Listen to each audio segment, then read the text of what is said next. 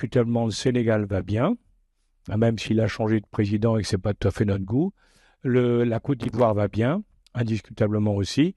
Et il y en a un qui se prépare à devenir une très grande puissance africaine, c'est la République démocratique du Congo, du président Tshisekedi, qui essaie de régler son problème avec le Rwanda, puisque comme vous avez pu le voir, je pense, hein, le Rwanda occupe et pille, il n'y a pas d'autre terme, la République démocratique du Congo depuis le départ de Mobutu, donc Kabila père puis Kabila fils, suite à un accord qui avait été passé à l'époque, il faut le savoir.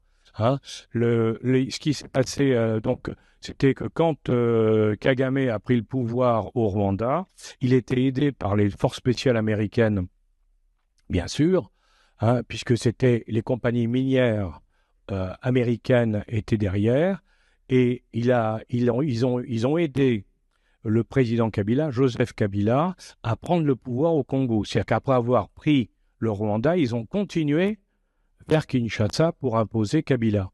La contrepartie de la mise en place de Kabila au Congo, ça a été de donner les mines de tantal et de cobalt, de l'Ituri et du Nord Kivu au Rwanda. Donc le Rwanda a exploité pendant des dizaines d'années les mines qui étaient dans cette zone-là. Et maintenant, évidemment, les Congolais disent ça suffit. Maintenant, on veut récupérer ces mines. Il n'y a aucune raison que le Rwanda exploite des mines en nous pillant sur le territoire national.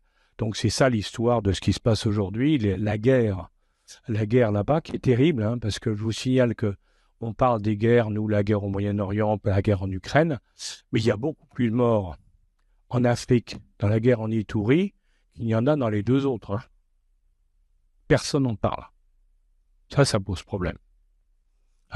Personne n'en parle. Et je le dis pour les dames de l'assistance, cette guerre a un triste record, d'après les spécialistes de l'ONU.